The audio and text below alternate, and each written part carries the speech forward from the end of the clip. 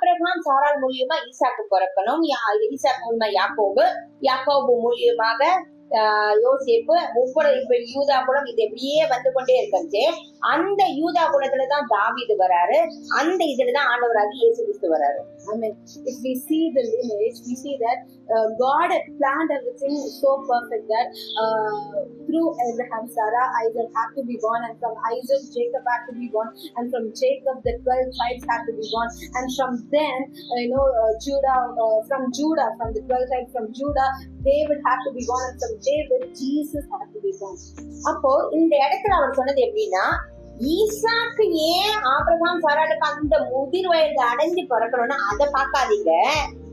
எப்போ இயேசு கிறிஸ்து பிறக்கணும்னு அனாதி தீர்மானத்துல கிறிஸ்து இயேசுவை குறித்து ஆண்டவர் பிதா ஒரு தீர்மானம் வைத்திருக்காரு, அந்த தரிசனம் அது நிறைவேறதுக்கு இத்தனை வருஷங்களுக்கு முன்பாக ஈசாக்கு, யாக்கோபு, யூதா, தாவீது, அதுக்கு அடுத்தது இயேசு, அப்படி பாக்கறதுதான் நமக்கு அதுக்கான அர்த்தம் முடிவிலே விளங்கம் சொல்றதுக்கான அர்த்தம் இதுதான்.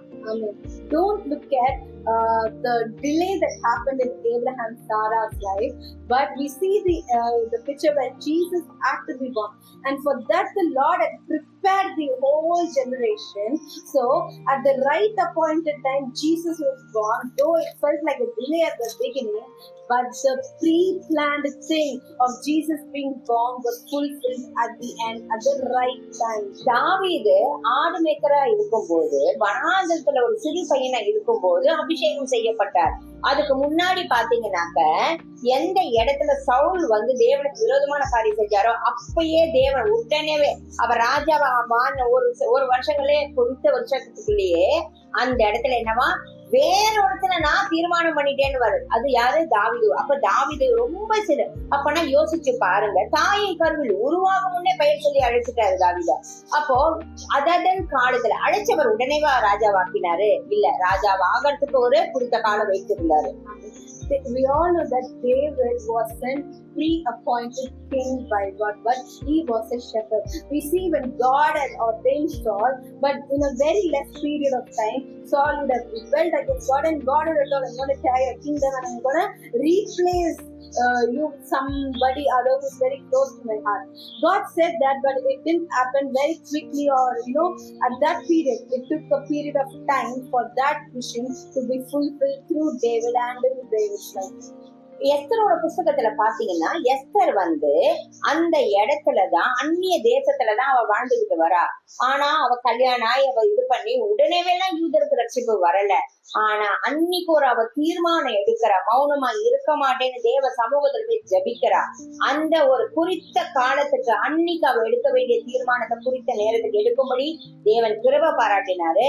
அன்னைக்கு அவ ஜபித்த ஜபத்துக்கு தேவன் இறங்கினாரு. ராஜாவோட செங்கோல் நீட்டப்பட்டது, யூத குலம் முழுவதும் காப்பாற்றப்பட்டது. Now if you look at the life of Esther was living in a Gentile land, in the same land where she became a queen, and where God used her to save the Jews. But it didn't happen in a moving period. It just happened in a very slow period that God had placed Esther in the Gentile land. God had brought her to that that palace. God made her to be selected by the king, and even after becoming a queen, it didn't happen quickly. There was a period. There was a time, and at that appointed time, the Lord raised Esther, and she went to the king, and the scepter was lifted to her.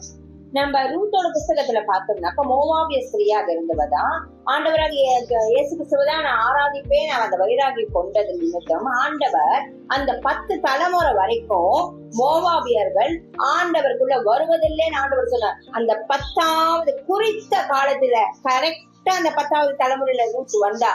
இது எந்த இடத்துல இழந்து போனதுனாக்க, சோதோம் குமாரால நடந்த அந்த இதுல இருந்து லோத்தும் அவங்க மகள்கள் மூலியமா நடந்த பாவத்தினால சாபம் உள்ள வந்தது.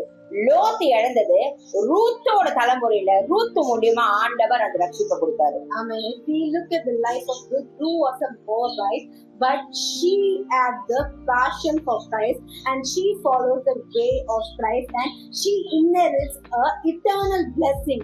A curse which was upon Moabite was broken from this 10th generation, where Ruth steps in through the grace of God.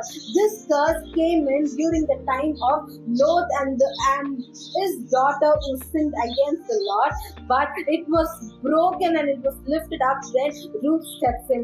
After 10th generation, that curse was lifted up.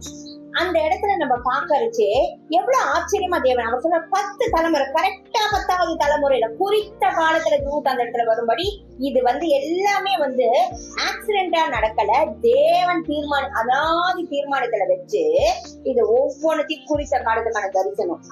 Correctly at that 10th generation, God brought Ruth into the picture, and it was not an accident, but God planned everything and He intentionally made that into an incident. அப்ப அந்த இடத்துல போவாசோட நிலத்துல ஒரு வேலைக்காரியா ஒரு கதிர் பொறுக்கிறவளா தான் போறா. ஆனா குறித்த காலத்துல அவ அந்த போவாச திருமணம் பண்ணி கொண்டபடி அந்த புல் வயல் இதுக்கே நிலத்துக்கு அவ ஒரு எப்படியா ஒரு எஜமானியா ஆண்டவர் மாத்திட்டாரு. She goes to the field of Boaz to just be like a servant, to gather the things, but later God lifted her state to marry Boaz and also to become one of the owners of God. இந்த இடத்துல இப்போ நம் வேத வசனம் சொல்றது இப்ப படுகிற பாடுகள் எல்லாம் வரப்போற மகிமைக்கு முன்பாக இது ஒண்ணும் இல்லைன்னு. நீங்க எந்த கஷ்டத்துல வேணாலும் இருக்கலாம், ஆனா குறித்த காலத்துக்கு ஒரு தரிசனம் வச்சிருக்காரு இல்லையா, அந்த தரிசனத்தை நம்புங்க. அது தரிசனம் நடக்காது, ஃபெயில் ஆயிடும், நீங்களே முற்றுப்புள்ளி வைக்காதீங்க. ஏன்னா அந்த தரிசனம் இன்னும் சாகல. அந்த தரிசனத்தை நீங்க கொடுக்கல, ஆண்டவர் கொடுத்தது ஒரு நாளும் பொய்யா போகாது.